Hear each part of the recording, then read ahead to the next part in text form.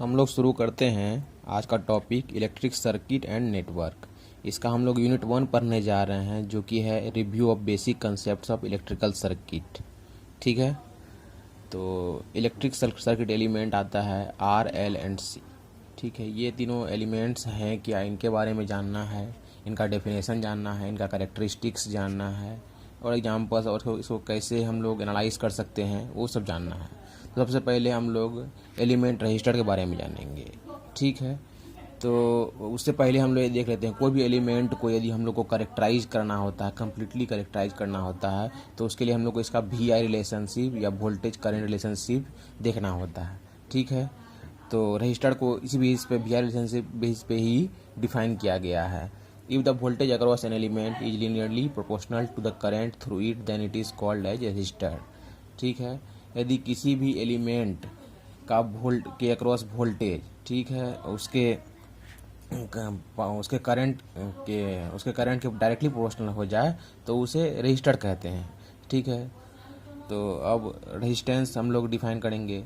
Resistance can be described as the property of circuit element which offers opposition to the flow of current, and in doing so it converts the electrical energy into heat energy।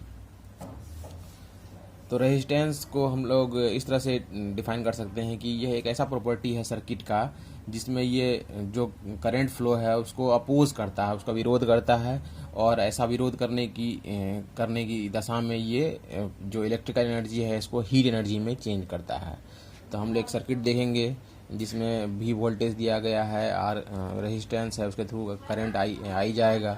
ठीक है, तो P absorb हो जाएगा अपना, P absorb equal to V I. V को हम लोग लिख सकते हैं I into R, P absorb हो जाएगा आई स्क्वायर आर। तो हम लोग डब्लू को इस तरह भी लिख सकते हैं P integration P D T. तो पी अपना है आई स्क्वायर आर, तो रख देंगे तो डब्लू आ जाएगा आई स्क्वायर आर टी। यहाँ से आर हम लोग डिफाइन कर देंगे W upon I square R T. तो इससे हम लोग देख सकते हैं कि joule resistance can also be expressed as energy dissipated per unit time per unit current square. तो इसका यूनिट आ गया joule per ampere square into second. ठीक है, अब हम लोग ओम्स लॉ देखेंगे। ओम्स लॉ क्या होता है? It states that at constant temperature current density is directly proportional to the electric field intensity. जब भी कांस्टेंट टेम्परेचर होगा तो करंट डेंसिटी जो है वो डायरेक्टली प्रोपोर्शनल हो जाएगा इलेक्ट्रिक फील्ड इंटेंसिटी के। ये point form of Ohm's law है जबकि। ठीक है, तो दिखा सकते हैं जो एक जे करंट डेंसिटी है, ई अपना इलेक्ट्रिक फील्ड इंटेंसिटी है, तो J equal to sigma I, sigma conductivity है। तो जे को लिख सकते हैं I by A area cross section है, सिग्मा को 1/रो लिख सकते हैं। ठीक है, रो हो जाता है रेसिस्टिविटी। ई को लिख सकते हैं voltage by distance V by L. तो यहाँ से हम लोग V by I equal to rho L by, तो वी बाय आई का रेशियो ही हमारा रेजिस्टेंस है। तो V equal to I R हम लोग लिख सकते हैं। रो एल बाय ए हम लोग को पता ही है रेजिस्टेंस है, हम लोगों ने पहले पढ़ा है। तो I equal to V equal to I R आ जाएगा और I equal to V by R आ जाएगा। तो हम लिख सकते हैं आई इक्वल टू जी भी लिख सकते हैं, जी है यहाँ कंडक्टेंस। तो V equal to I R जो था वो circuital form of Ohm's law है। तो और भी हम लोग देखते हैं कि रेजिस्टेंस में और क्या क्या होता है। टेम्परेचर चेंज करते हैं ये तो कांस्टेंट टेम्परेचर हम लोगों ने ओम्स लॉ को फॉलो कराया। ठीक है, और जब टेम्परेचर चेंज होता है तो क्या होता है? Experiment show that the resistance of the metallic conductor very with temperature. ठीक है, एक्सपेरिमेंट हम लोग को बताता है कि जब भी टेम्परेचर चेंज होगा रेजिस्टेंस वेरी करेगा। तो R T two equal to R T one plus alpha delta T. ये रिलेशनशिप, ये एक्सप्रेशन दिखाया गया है हम एक्सपेरिमेंटली। ठीक है, जिसमें आर टी वन है resistance at temperature 1, R T two है रेजिस्टेंस एट टेम्परेचर 2, अल्फा है टेम्परेचर कोफिशिएंट ऑफ रेजिस्टेंस, और डेल्टा टी है T2 माइनस T1 जो कि टेम्परेचर डिफरेंस है। यदि ये डिग्री सेल्सियस में होगा तो अल्फा पर डिग्री सेल्सियस में होगा। यदि ये केल्विन में होगा टेम्परेचर डिफरेंस, तो पर डिग्री केल्विन में होगा अपना टेम्परेचर ऑफ कोफिशिएंट। हम लोग देखेंगे ओम्स लॉ कब वैलिड होता है? ओम्स लॉ वैलिड होता है जब भी टेम्परेचर और conductivity of the material is constant. Temperature और कंडक्टिविटी मटेरियल का कांस्टेंट होना चाहिए, और यदि कंडक्टिविटी का उल्टा यदि रेजिस्टिविटी भी कांस्टेंट है तो ओम्स लॉ वैलिड हो जाएगा। लेकिन ये दोनों चीज़ मतलब कांस्टेंट रहना चाहिए। हम लोग पढ़ेंगे concept of short circuit. Concept of short circuit क्या होता है? आइडली क्या होता है कि रेजिस्टेंस जीरो हो जाता है सर्किट में। एक सर्किट दिया हुआ है बी ए और बी के अक्रॉस एक सिंगल वायर दे दिया गया, जोड़ दिया गया है, जिसका रेजिस्टेंस बिल्कुल जीरो है, तो रेजिस्टेंस जीरो, वोल्टेज भी जीरो और आई इन्फिनाइट। लेकिन ऐसा गलत है, आई इन्फिनाइट नहीं होगा, ये सर्किट पर डिपेंड करेगा। प्रैक्टिकली जो देखते हैं हम लोग, 10 एम्पेयर का करंट आ रहा है, 10 ओम का रेजिस्टेंस है, दो पैरेलल में, और एक शॉर्ट सर्किट कर दिया गया है। तो इन दो रेजिस्टेंस से ना गुजर कर डायरेक्ट 10 एम्पेयर ये शॉर्ट सर्किट से होकर गुजर जाएगा। तो प्रैक्टिकली जो है आर जीरो होगा, भी जीरो होगा, लेकिन करंट जो है वो डिपेंड करेगा सर्किट पे। The voltage across the terminal of a short circuit is always zero. ये पॉइंट हम लोग को याद रखना है। The voltage across the terminals of short circuit is always zero irrespective of the value of current flowing through it. जो current का जो भी वैल्यू हो, लेकिन वोल्टेज हमेशा जीरो होगा कंसेप्ट शॉर्ट सर्किट में। अब कंसेप्ट ऑफ ओपन सर्किट हम लोग पढ़ेंगे। कंसेप्ट ऑफ ओपन सर्किट क्या है? आइडियली क्या होता है, कोई भी करंट डिवाइस है, यदि करंट सोर्स है, करंट सोर्स, ठीक है, वो करंट प्रदान करता है, तो वो ओपन कर देते हैं हम लोग सर्किट को, तो रेजिस्टेंस इन्फिनाइट हो जाता है, वोल्टेज भी इन्फिनाइट हो जाता है और करंट जीरो हो जाता है। लेकिन प्रैक्टिकली क्या होता है, रेजिस्टेंस तो इन्फिनाइट होगा, करंट जीरो होगा, लेकिन वोल्टेज जो है वो सर्किट पे डिपेंड करेगा। जैसे ये सेकंड सर्किट आप लोग देखिए, सेकंड सर्किट में आप लोग को बताया गया है कि एक 10 एम्पेयर का करंट आ रहा है कहीं सोर्स से, 10 ओम का रेजिस्टेंस पैरेलल में कनेक्टेड है, तो ये दोनों में गया 5 एम्पेयर, आगे जाके ये ओपन सर्किटेड है, ठीक है। तो देखेंगे हम लोग कि दोनों रेजिस्टेंस के अक्रॉस 50 वोल्ट है, तो इस ओपन सर्किट वोल्टेज के अक्रॉस भी 50 वोल्ट का वोल्टेज आ जाएगा, ठीक है। तो यहाँ भी है करंट चाहे कंसेप्ट ओपन सर्किट में हमेशा करंट जीरो होगा, वोल्टेज चाहे कुछ भी हो। उसके बाद हम लोग देखेंगे कि हम लोग एनालाइज कैसे करते हैं रेजिस्टिव सर्किट को, यदि नॉन साइनोसाइडल एक्साइटेशन रहेगा, ठीक है। तो voltage equal to VT equal to IT into R, ये टाइम डोमेन में है। इसको एस डोमेन में हम लोग सॉल्व कर सकते हैं, VS equal to IS into R, Laplace domain जिसको बोलते हैं। उसके बाद यदि साइनोसाइडल एक्साइटेशन रहा तो हम लोग इसको फेजर से सॉल्व करेंगे, V phasor equal to I phasor into R, ये फेजर डोमेन में किए, जिसमें V phasor equal to mod V into θ1, I phasor equal to mod I into θ2। θ1 जो इसका फेजर वैल्यू का एंगल फेज एंगल है वो है। रेजिस्टेंस हम लोग का खत्म हुआ। हम लोग पढ़ेंगे कैपेसिटर। कैपेसिटर क्या होता है? If the terminal voltage is proportional to the integral of the current with respect to time, then element is called as capacitor। यदि टर्मिनल वोल्टेज जो है वो प्रोपोर्शनल होगा करंट के इंटीग्रल के विथ रिस्पेक्ट टू टाइम, तो उस element को हम लोग कैपेसिटर कहेंगे। Capacitor is device which stores energy in the form of electric field. इसको पोटेंशियल एनर्जी और इलेक्ट्रिक फील्ड के फॉर्म में ये एनर्जी को स्टोर करता है, ठीक है। तो ये एक प्लेट कैपेसिटर सर्किट में दिखाया गया है। तो इसका कैपेसिटेंस का वैल्यू हो जाता है एप्सिलॉन और एप्सिलॉन आर A/D। यहाँ एप्सिलॉन आर को 1 लिया गया है, तो एप्सिलॉन आर भी लिख सकते हैं हम लोग साथ में मल्टीप्लाई करके। उसके बाद हम लोग एक रिलेशनशिप देखेंगे, Q directly proportional to voltage होता है, ठीक है। तो Q इक्वल टू C भी आ गया, C इक्वल टू Q/V। हम लोगों ने पढ़ा dQ/dt इक्वल टू dCV/dt। हम लोग dQ/dt इक्वल टू dCV/dt करेंगे, तो dQ/dt क्या होता है, करंट आ जाता है, और C कैपेसिटेंस तो कांस्टेंट रहेगा, तो C बाहर आ जाएगा, C और वोल्टेज dV/dt कर देंगे, इनका डिफरेंस कर देंगे। यहाँ से भी हम लोग जब निकालेंगे तो क्या ये आ जाएगा अपना वोल्टेज और करंट के रिलेशनशिप में का एक रिलेशनशिप आ जाएगा इंटीग्रल फॉर्म में। तो 1/c माइनस इन्फिनिटी से T I dot D T, ये आ जाएगा v का वैल्यू। पावर डिसिपेशन क्या होगा?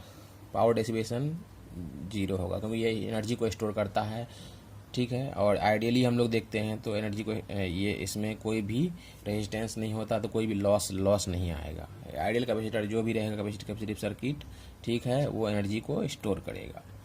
उसके बाद हम लोग एनर्जी को जो स्टोर करता है उसका डेरिवेशन देख लेते हैं। W equal to P D T. तो P आता है V into I D T. V और I का वैल्यू हम लोगों ने निकाला है C D V by D T into D T है। तो डी टी कट जाएगा, तो आ जाएगा सी वी डी बी का integral equal to energy store का फॉर्मूला आ जाएगा हाफ सी वी स्क्वायर। इसको याद रखना है, ये इंपॉर्टेंट एक्सप्रेशन है अपना, ठीक है। Half W equal to half C V square. अब नोट देखेंगे हम लोग क्या है। For DC supply under steady condition the capacitor acts as open circuit. जब भी डीसी सप्लाई होगा तो और जब स्टेडी स्टेट में सर्किट होगा तो कैपेसिटर ओपन सर्किट की तरह बिहेव करेगा।